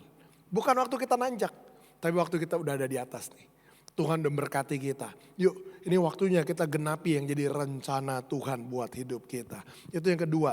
Putaran yang kedua itu membutuhkan visi yang diperbaharui. Yang ketiga, kita belajar gini, kalau kita mau menang di putaran yang kedua. Putaran yang kedua membutuhkan ketekunan. The second round requires perseverance. Ketekunan. Kata ketekunan adalah kata yang lagi muncul beberapa minggu terakhir dalam perenungan saya. Muncul lagi di pertemuan hari Selasa 2 kali berturut-turut. Tapi saya gak sampaikan karena Tuhan gak suruh saya sampaikan. Tapi Tuhan ngomong lagi dan lagi tentang yang namanya ketekunan. Tiba-tiba muncul di pesan ini. Putaran yang kedua membutuhkan ketekunan. Contohnya siapa dalam Alkitab? Saya bilang tadi kita belajar dari 5 tokoh ini. Yang ngalamin, yang menunjukkan ketekunan di putaran yang kedua. Orang ini namanya Rasul Paulus. Kenapa Pastor? Paulus mengklaim begini. Dia pernah dipenjara, dia pernah ngalamin penganiayaan, dia pernah mengalami kapal karam, dia pernah ngalamin penolakan. Namun di akhir hidupnya dia bisa berkata, aku telah mencapai garis akhir. Paulus ngalamin perjalanan yang begini. Istilahnya di dasar lagi. Saya nggak bilang gagal, tapi penjara, bayangin, dianiaya, kapal karam, penolakan. Kita mungkin kalau jadi bestinya juga bilang, Paulus, lu cari apa sih? Lu udah ngalamin semua, udahlah, jangan terlalu ngotot lagi, udahlah, jangan terlalu radikal lagi, jangan terlalu ngegas lagi, udahlah. Tapi menariknya gini, Paulus sekalipun ngalamin semua itu, dia terus bertekun. Bilang sama-sama bertekun. Dalam hidup kita, saya bilang gini, apapun yang kita udah alamin nih sejauh ini. Kita belum alamin yang Paulus alamin. Kita perlu punya perseverance, ketekunan. Kita perlu punya kegigihan. Kita perlu untuk terus nge-push, terus ngotot, terus dorong maju. Mungkin kalau ada orang yang ngomong sama saya, Pastor, you cari apa lagi sih? You melayani udah sekian lama, ngalamin gagal lagi. Sampai sekarang juga belum berhasil-hasil amat. Pastor ngejar apa sih? Saya cuma taunya gini, saya harus bertekun. Saya harus nge-push, saya harus maju terus. Apalagi masuk ke putaran yang kedua. Ini bukan waktunya untuk ngerem. Ini waktunya untuk bertekun. Putaran yang kedua seringkali membutuhkan ketahanan yang lebih besar daripada putaran yang pertama. Banyak orang gak punya masalah dalam hal semangat ketika baru memulai. Tapi banyak orang menemukan masalah ketika mereka harus lanjutkan apa yang mereka mulai. Mereka kehilangan semangat mereka, dorongan mereka, determinasi mereka, dan mereka berhenti. Justru putaran yang kedua membutuhkan ketahanan yang lebih besar dari putaran yang pertama. Musuh sering menyerang orang percaya yang sudah lama melayani. Itu dengan begini, dengan kelelahan, dengan kekecewaan, dengan kejenuhan, dengan rasa puas diri. Itu senjata-senjata yang musuh pakai. Di sini banyak teman-teman pengerja jemaat yang melayani Tuhan udah cukup lama. Udah lama kenal Tuhan, udah lama melayani Tuhan. Tapi ingat tadi nih, ini senjata yang musuh pakai, kelelahan. Pastor, saya capek melayani. Saya mau off.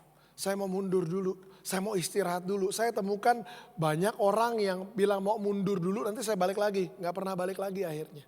Ya ini, senjata yang musuh pakai untuk membuat kita berhenti. Kita gak punya ketahanan, kita gak punya ketekunan. Nah kalau saya lelah gimana pastor? Berhenti itu bukan jawabannya. Kalau saya lelah gimana? Datang ke dalam hadirat Tuhan, minta diperbaharui roh kita. Minta api Tuhan membakar kita lagi. Minta gairah kita menyala kembali bertahun-tahun. Pastor pernah gak ngalamin kelelahan? Sering. Bukan pernah, sering. Terus gimana? Pastor stop? Enggak. Saya push terus, saya dorong terus, saya maju terus. Gimana caranya? Minta Tuhan memperbaharui kekuatan saya. Alkitab bilang begini, orang yang menanti-nantikan Tuhan diperbaharui kekuatannya. Dia akan berjalan, nggak jadi lelah.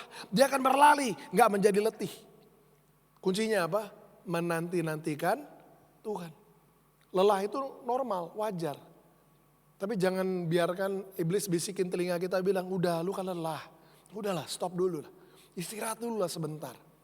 Banyak yang istirahat gak pernah kembali lagi. Ingat ini senjata yang musuh pakai. Datang sama Tuhan. Jangan berhenti, tetap komit.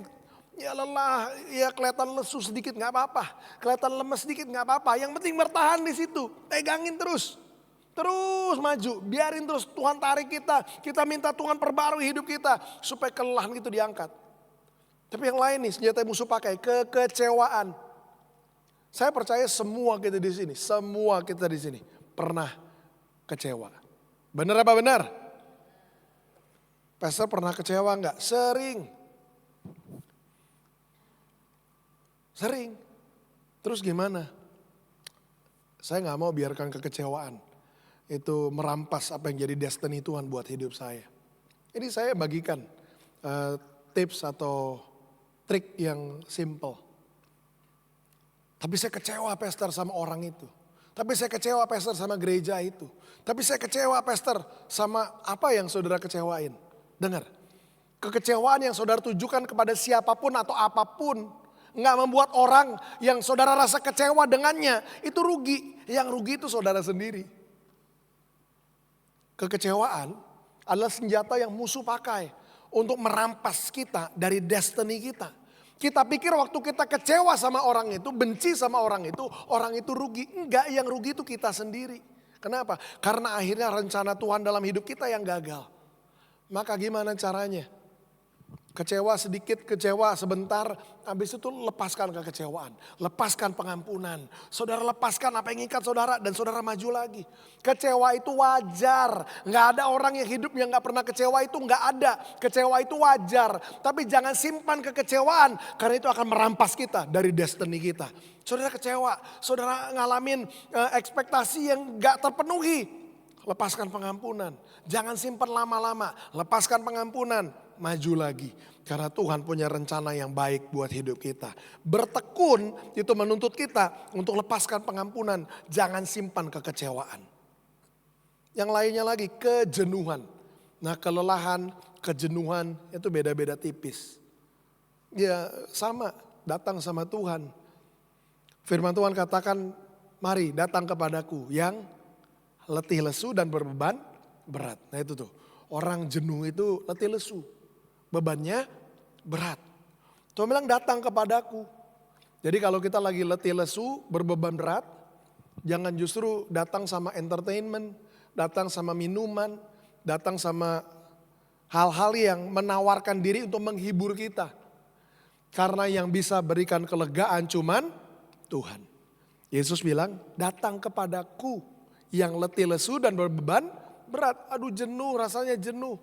Kita pikir entertainment bisa mengangkat kejenuhan kita. Saya mau holiday pastor. Supaya apa? Ya supaya nggak jenuh. Kita pikir holiday itu bisa mengangkat kejenuhan kita.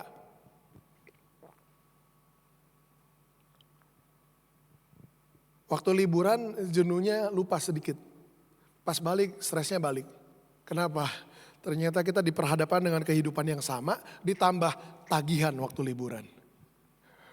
Malah jadi double ya, jenuh lagi. Liburan gak salah, punya fungsi dalam hidup kita. Tapi jangan berpikir liburan itu bisa menyingkirkan kejenuhan dalam hidup kita. Yesus bilang, marilah kepadaku yang letih lesu dan berbeban berat. Kita yang jenuh datangnya sama Tuhan.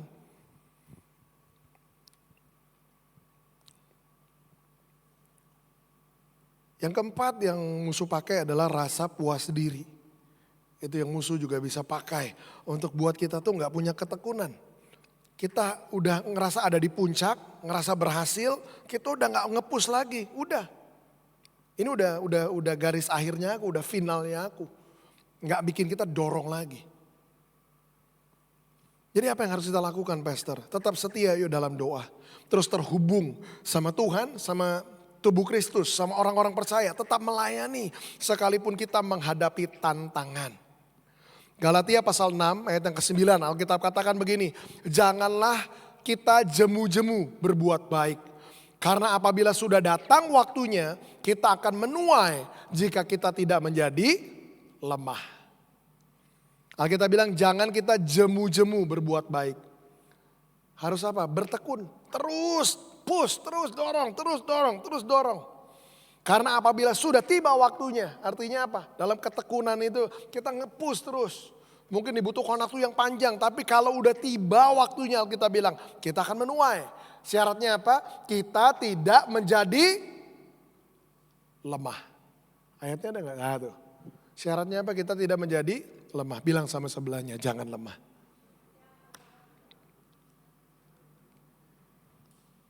Pelari maraton itu tidak memenangkan perlombaan pada kilometer pertama. Ini sekarang nih banyak pelari-pelari maraton, terus pelari crossfit, ada pelari lagi yang downhill, macam-macam. Ada yang ultra maraton, lebih gila lagi, lebih serem lagi. Ada orang-orang ini lari jarak jauh, tapi ya yang paling simpel yang kita mungkin banyak kenal, pelari maraton. Mereka banyak lari sambil live streaming. Sambil ditayangkan, sambil diliput sendiri. Lihat muka-muka mereka di kilometer awal, masih seger-seger. Mau lari masih semangat, lari maraton nih, lihat nih yang lari banyak, gini. Tapi mereka mulai lari terus sampai 10 kilometer, wah mulai terasa nih capeknya. Mukanya udah gak sesenyum waktu awal mulai. Terus lari masuk kilometer ke-20, wah itu udah mulai tertekan tuh. Udah masuk kilometer 20 ke atas, 30 ke atas itu mereka bilang itu fase-fase paling berat. Mereka bilang itu rasa mau nyerahnya tuh udah menumpuk ratusan kali, ribuan kali kayaknya aduh udah deh stop aja ngapain diterusin. Tapi mereka bilang waktu mereka push terus. Waktu mereka sampai garis akhir tiba-tiba semua rasa lelah, capek, semuanya terangkat. Digantikan dengan kepuasan yang sangat besar. Pelari maraton gak menang pertandingan di kilometer pertama. Kemenangan ditentukan oleh kemampuannya untuk terus berlari sampai garis akhir. Hidup kita juga sama. Bukan gimana kita mulai yang penting. Wah dulu saya pastor dipakai Tuhan luar biasa. Bukan seberapa luar biasa saudara dipakai dulu. Tapi gimana kita bisa pelihara iman kita. Terus melayani Tuhan secara konsisten. Sampai akhir kita tetap setia. Dibutuhkan ketekunan. Saya ngalamin kok masa-masa Tuhan angkat hidup saya. Pakai hidup saya. Di waktu yang lampau. Tapi saya gak pernah cerita-cerita gitu kan, jarang lah saya cerita-cerita yang kayak gitu. Kenapa? Karena saya percaya pertandingan saya masih berjalan. Saya ada di fase-fase dimungkin.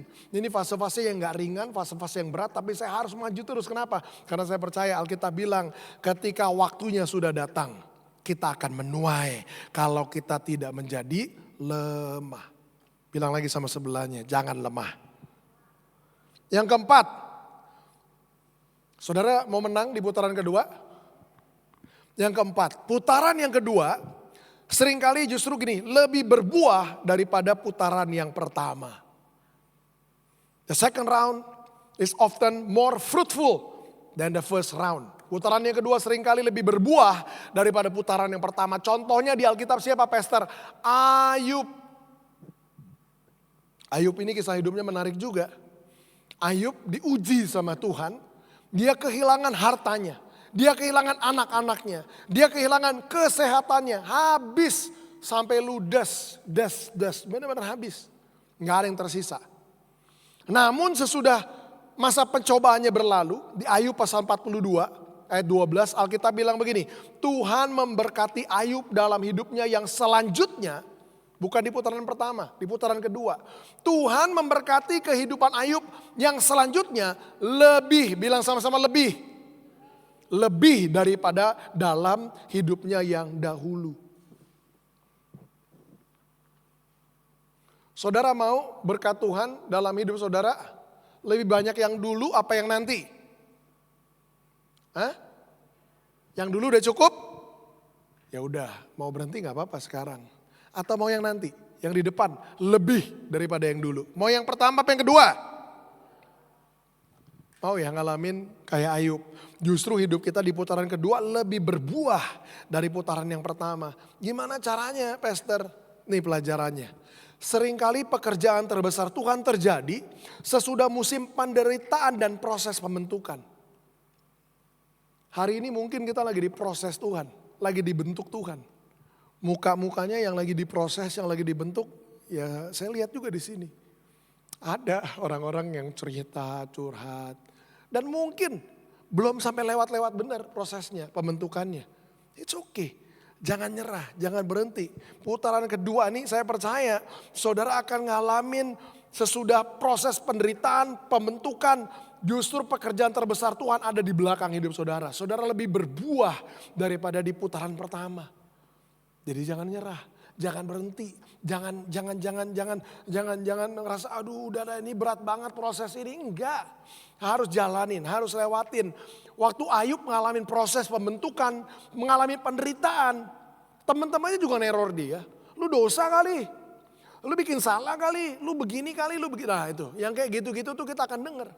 Lu yakin jalanin perjalanan kayak begini?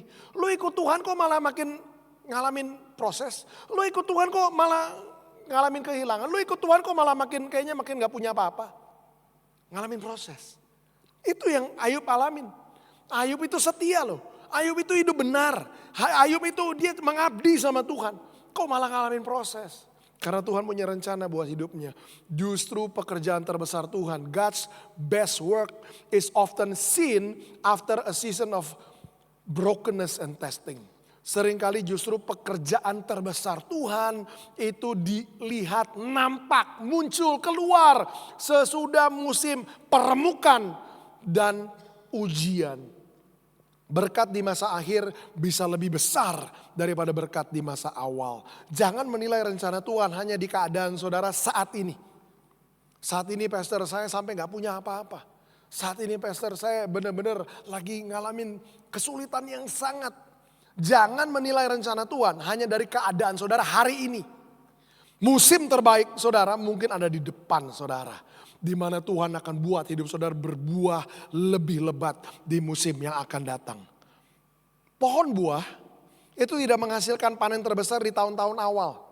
Buah yang paling banyak justru munculnya sesudah pohon itu matang dan akarnya kuat. Saya suka dengar analogi ini. Di sini banyak pecinta durian. Durian banyak ya. Pohon durian itu kalau baru ditanam, baru bertumbuh, baru berbuah pertama. Itu buahnya seringkali gak enak. Justru pohon durian itu dicari yang udah puluhan tahun. Kenapa? Itu buahnya udah yang paling matang, yang paling dewasa, yang paling enak. Dan biasanya juga yang paling mahal. Kenapa begitu? Iya. Karena dia udah stabil, udah matang, akarnya udah kuat. Itu menghasilkan buah yang terbaik. Begitu juga hidup kita. Saudara mungkin pernah ngalamin keberhasilan, kesuksesan yang lalu itu belum apa-apa. Rencana Tuhan yang besar, yang baik akan datang sesudah saudara ngalamin proses, pembentukan, peremukan bahkan. Yang Tuhan izinkan dalam hidup kita. Di paruh kedua dari hidup kita. Yang kelima, yang terakhir. Putaran yang kedua harus diakhiri dengan kuat. The second round. Putaran yang kedua harus diakhiri dengan kuat. Putaran yang kedua, the second round must be finished strong.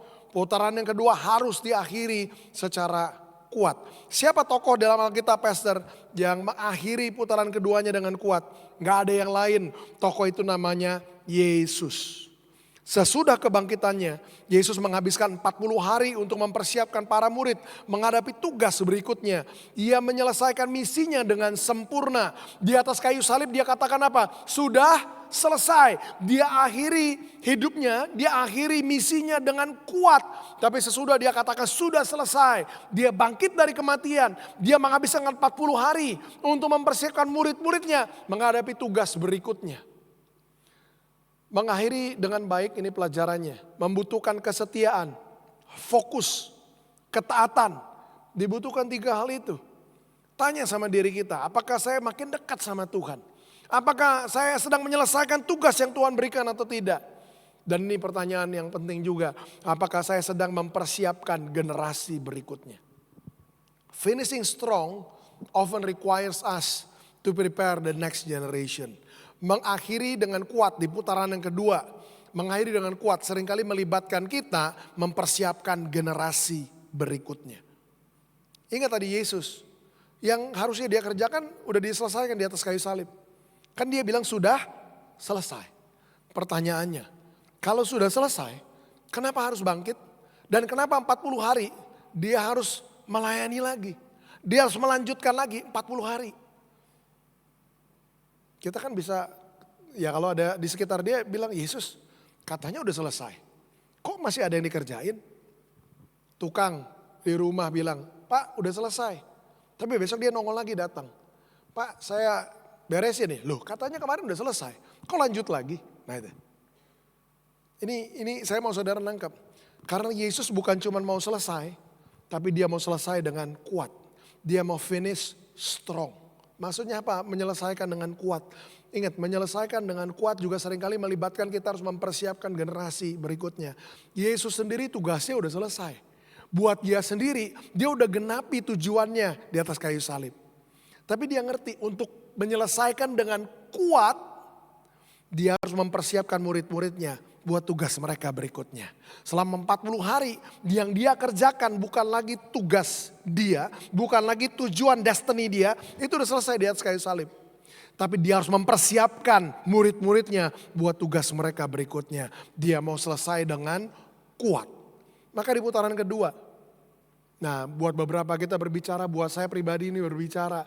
Saya percaya di putaran kedua, saya harus fokus bukan hanya apa yang saya harus lakukan dengan hidup saya dan apa yang harus saya bangun. Kita harus mempersiapkan generasi berikutnya. Buat pastor-pastor di sini, buat pastoral team di sini. Yuk kita mulai lihat kepada generasi berikutnya. Kita mau libatkan ke depan anak-anak muda kita juga di dalam pelayanan. Nanti saudara akan lihat itu mulai minggu-minggu depan. Karena apa? Kita harus mulai persiapkan generasi berikutnya. Generasi berikutnya bukan cuma ngomong generasi yang lebih muda. Tapi gini, penerus kita, pengganti kita, orang-orang yang kita harus lipat gandakan. Jangan ada di sini yang bilang gini, saya kan ketua departemen pastor, pokoknya sampai mati saya akan pegangin terus jabatan ini. Enggak.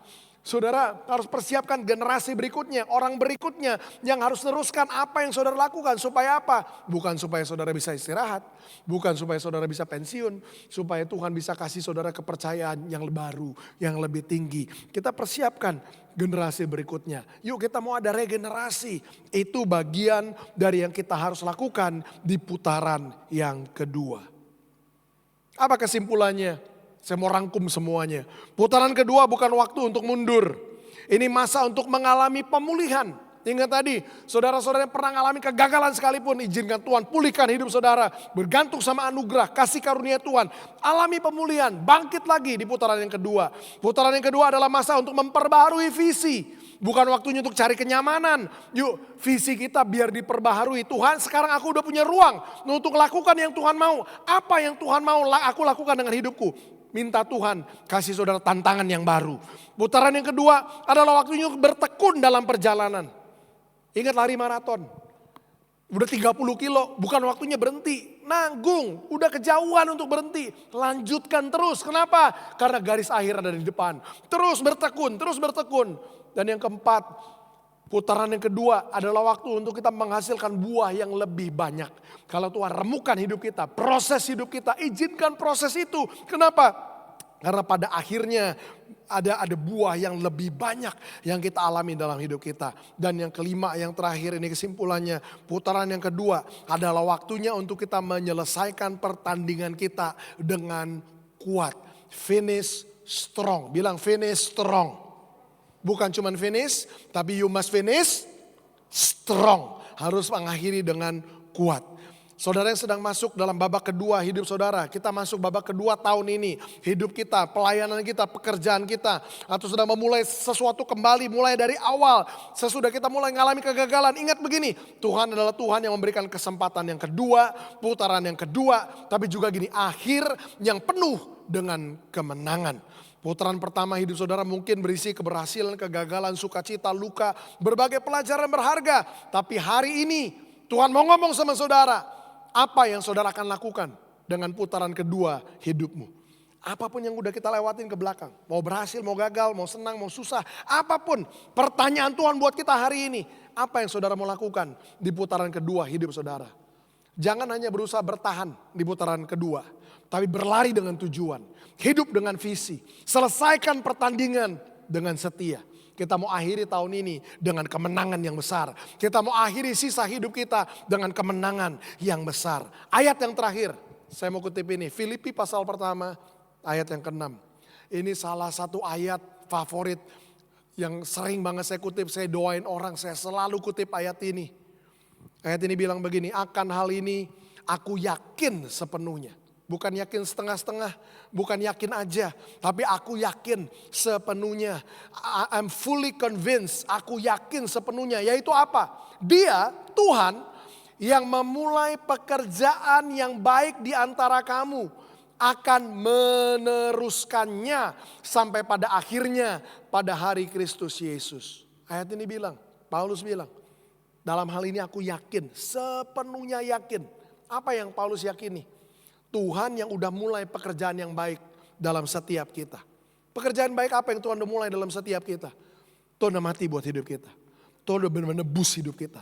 Menyelamatkan hidup kita. Menangkap hidup kita. Menarik kita keluar dari kegelapan masuk pada terang Tuhan yang ajaib. Itu pekerjaan yang Tuhan mulai dalam hidup setiap kita. Kita orang yang tadinya terhilang. Sekarang ditemukan di dalam anugerah Tuhan. Tuhan udah mulai pekerjaan yang baik dalam hidup kita. Ayat ini bilang begini. Tuhan gak akan berhenti tengah jalan. Tuhan akan melanjutkannya. Dia akan meneruskannya. Sampai pada akhirnya. Pada hari Kristus. Apa itu? Sampai garis akhir hidup kita. Dengar artinya begini. Tuhan kalau udah mulai pekerjaan yang baik dalam hidup kita. Apapun yang kita lewati di tengah-tengahnya. Tuhan gak menyerah. Tuhan gak berhenti. Tuhan gak putus asa. Kalau Tuhan aja gak menyerah dengan hidup saudara. Kenapa saudara menyerah dengan hidup saudara sendiri? Hari ini pegang ayat ini. Pegang janji ini. Tuhan kalau engkau aja gak menyerah sama aku. Engkau masih peduli sama hidup aku. Engkau masih punya rencana buat hidup aku. Engkau aja gak berhenti tengah jalan. Engkau katakan kau meneruskannya. Maka aku mau lanjut Tuhan. Aku gak mau berhenti. Aku gak mau nyerah.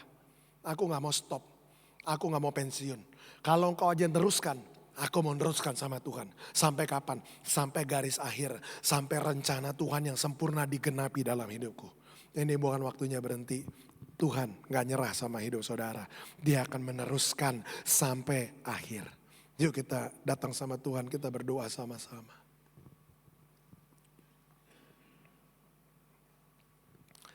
Tuhan terima kasih hari ini kami bersyukur. Tuhan kau berbicara ke dalam hidup kami. Kami sadar Tuhan kami memasuki paruh kedua dari tahun 2026 ini. Dan lewat pesan ini kami tangkap apa yang Tuhan mau. Kami harus tekun, kami harus terus maju, lanjut. Ini bukan waktunya kami menyerah dengan kegagalan kami, dengan kekecewaan kami atau apapun yang janji Tuhan yang mungkin belum kami alami di paruh pertama tahun ini.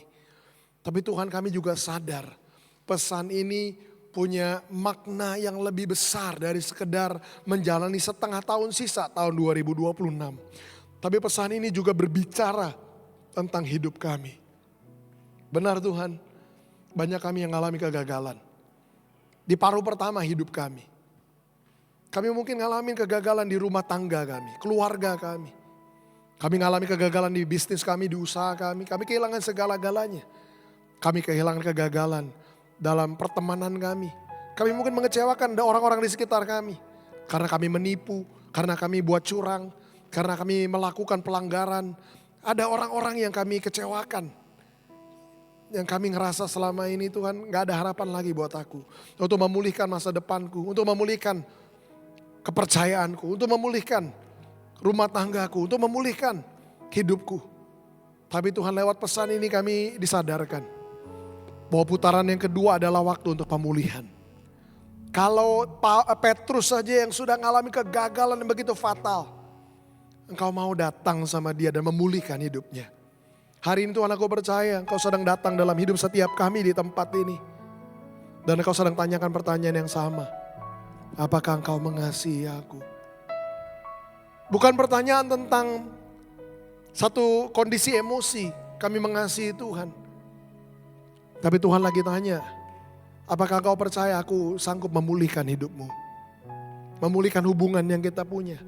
Dan memulihkan engkau untuk melakukan apa yang aku mau engkau lakukan. Karena engkau berpesan kepada Petrus, kalau engkau mengasihi aku, gembalakan domba-dombaku. Bukan pertanyaan tentang status emosi. Iya Tuhan, kami mengasihi Tuhan. Tuhan bilang, apakah engkau percaya aku bisa memulihkan engkau? Kembalikan engkau ke jalur yang aku punya buat kamu. Aku mau pakai hidupmu. Gembalakan domba-dombaku. Tuhan, kau sedang memulihkan kami-kami yang di tempat ini datang dengan stigma kami orang-orang gagal. Kau mau bangkitkan kami kembali di putaran yang kedua ini. Untuk kami masuk kembali dalam melayani Tuhan. Setia dalam apa yang Tuhan mau percayakan dalam hidup kami. Kami mau bangkit lagi di putaran yang kedua ini dalam anugerah Tuhan. Tuhan, di putaran yang kedua kami mau visi Tuhan juga diperbaharui dalam hidup kami. Kami sadar ini bukan waktunya kami pensiun. Bukan waktunya kami sekedar cari kenyamanan. Kami mau Tuhan, ruang yang kami punya dalam hidup kami hari ini, kami gak salah artikan. Kami gak mau artikan itu sebagai waktu untuk kami menikmati hidup. Kami mau artikan ruang yang kami punya hari ini sebagai kesempatan yang Tuhan berikan untuk kami bisa mengejar dan menggenapi rencana Tuhan. Kalau hari ini kami bisa diberkati Tuhan, kami mau bilang, Tuhan berikan aku tantangan yang baru. Seperti Kaleb Tuhan, di umur 85 tahun dia gak bilang, let me retire. Biarkan aku pensiun. Enggak, dia katakan, give me that mountain. Berikan aku gunung itu. Kami mau Tuhan. Di masa Tuhan sudah memberkati hidup kami. Berikan kami tantangan yang baru. Supaya kami bisa menggenapi ide rencana Tuhan. Tuhan, di saat kami ngerasa letih, jenuh. Mungkin punya kekecewaan. Kami tahu Tuhan, ini waktunya kami harus bertekun. Kami gak mau stop di tengah jalan. Kami mau maju terus. Kenapa? Karena di putaran yang kedua kami percaya Tuhan mau kami menghasilkan buah yang lebih banyak. Hari ini kalau kami diproses sama Tuhan, diremukan sama Tuhan, kami bersyukur untuk semua proses dan peremukan. Karena di depan kami lihat ada tuaian yang besar ketika waktunya tiba. Dan kami mau semua kami menyelesaikan pertandingan kami dengan kuat. Tuhan, buat setiap jemaat-Mu di tempat ini, aku mau klaim sekali lagi janji itu Tuhan. Engkau yang sudah memulai pekerjaan yang baik dalam setiap kami. Aku yakin sepenuhnya Tuhan. Karena aku udah ngalamin ini dalam hidupku. Di waktu aku mau berhenti, aku mau menyerah. Aku ngerasa udah gak ada harapan. Aku udah gak mungkin melayani Tuhan. Dengan stigma yang orang punya. Tapi ternyata Tuhan bisa bangkitkan aku di putaran yang kedua. Tuhan, Engkau yang mulai pekerjaan yang baik dalamku. Engkau yang sudah mulai pekerjaan yang baik dalam setiap mereka. Engkau sudah hadir dalam hidup mereka. Engkau gak akan berhenti tengah jalan Tuhan. Engkau akan meneruskannya. Sampai akhir, sampai rencanamu digenapi dalam hidup mereka. Dan Tuhan, aku mau perkataan ini masuk dalam roh setiap mereka. Tuhan gak menyerah atas hidup mereka. Tuhan gak menyerah atas hidupmu. Ini bukan waktunya kamu berhenti, bukan waktunya kamu nyerah. Karena Tuhan gak nyerah sama kamu. Waktunya kamu bangkit lagi di putaran yang kedua. Genapi rencana Tuhan dalam hidupmu. Dan Tuhan, dengan deklarasi profetik ini yang kami terima dalam hidup kami. Kami mau akhiri pesan ini. Bawa pulang pesan ini. Menguatkan kami, membangkitkan kami kembali. Dan buat kami berjalan lagi di dalam anugerah Tuhan. Terima kasih Tuhan buat pesan ini. Kami berdoa, bersyukur pagi hari ini. Di dalam nama Tuhan Yesus. Yang percaya sama-sama katakan, amin. Amin.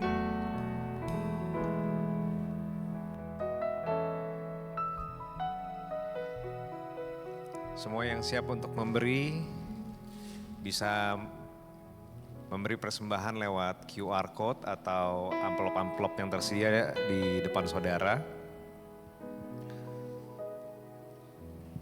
Yang siap memberi, kita satukan hati, kita datang sama Tuhan dan kita berdoa ya.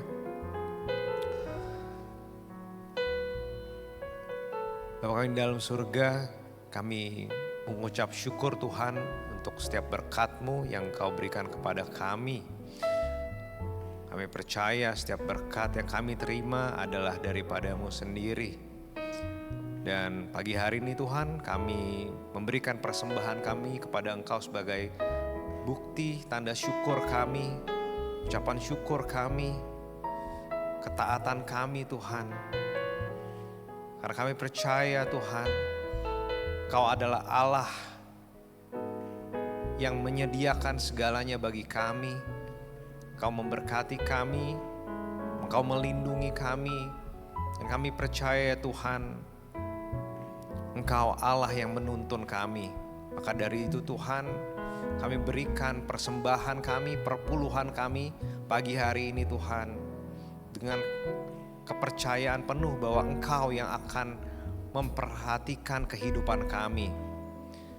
Dan Tuhan berkati setiap tangan-tangan yang memberi pagi hari ini Tuhan. Berkati bisnis mereka, usaha mereka, studi mereka, keluarga mereka, kesehatan mereka semua Tuhan. Terima kasih ya Tuhan Yesus, terima persembahan kami pagi hari ini. Dalam nama-Mu kami berdoa dan mengucap syukur. Haleluya, amin. Bapak Ibu, ada satu pengumuman pagi hari ini, yaitu tentang Kingdom Community. Kita mau mengundang Bapak Ibu semua yang masih belum tergabung ya di dalam komsel kita Kingdom Community. Bapak Ibu bisa menghubungi Pak Andi di nomor yang tertera. Kita ada 2 lokasi yang sekarang saat ini berjalan di Taman Surya dan Cengkareng. Tapi jika Bapak Ibu yang rumahnya jauh dari lokasi tersebut, bisa join di KC online kami dan silakan hubungi Bapak Andi. Ya, kami berharap Bapak Ibu bisa menjadi bagian dari keluarga-keluarga kecil di Kingdom Embassy ini, di Kingdom Community. Ya, terima kasih semua. Tuhan Yesus memberkati. Amin, amin. Thank you Pastor Tom. Yuk sebentar kita akan mengakhiri ibadah kita. Boleh saya undang kita sama-sama bangkit berdiri. Kita mau siapkan hati kita. Tuhan, kami bersyukur sekali lagi buat ibadah kami pagi hari ini. Terima kasih Tuhan tentang arah kemana Tuhan mau bawa gereja ini. Di putaran yang kedua, kami juga song-song gereja kami dalam bentuk yang baru di Kingdom Embassy 2.0. Kami percaya ini putaran kedua kami buat gereja ini. Dan kami percaya kami akan mengakhiri dengan kuat. Kami percaya ada rencana Tuhan yang kami akan genapi. Kami bahkan bertekun terus di dalam apa yang Tuhan mau kerjakan. Hari ini kami bersyukur buat semua pesan Tuhan, buat semua yang Tuhan nyatakan buat hidup kami. Kami dikuatkan, dikobarkan kembali. Tuhan sepanjang musim liburan 1 bulan ke depan, Tuhan juga sertai semua kami, semua jemaat, semua pengerja yang akan pergi berlibur, yang akan menikmati waktu-waktu dengan keluarga mereka. Mereka boleh mengalami juga anugerah Tuhan yang luar biasa. Dan sebentar Tuhan, sebelum kami berpisah dari tempat ini, kami mau arahkan hati kami kepada Tuhan. Kami mau angkat kedua tangan kami untuk menerima berkat yang berasal dari Tuhan. Mari kita arahkan hati kita kepada Tuhan, angkat kedua tangan kita, terima berkat pengutusan ini. Pergilah kembali ke tempat di mana Tuhan tempatkan hidup saudara masing-masing dan bersinarlah terang bagi kemuliaan nama Kristus. Pergi dengan membawa berkat, kasih karunia yang berlimpah-limpah dari Allah Bapa di surga, cinta kasih dari Tuhan Yesus Kristus, dan persekutuan yang manis, yang indah, yang intim dari Allah Roh Kudus menyertai hidupmu sekalian mulai hari ini, sampai Tuhan Yesus kembali kedua kali, dan bahkan sampai selama-lamanya. Kita semua yang diberkati Tuhan, sama-sama katakan, amin, amin. Tuhan Yesus memberkati. Yuk kita fellowship di luar seperti biasa.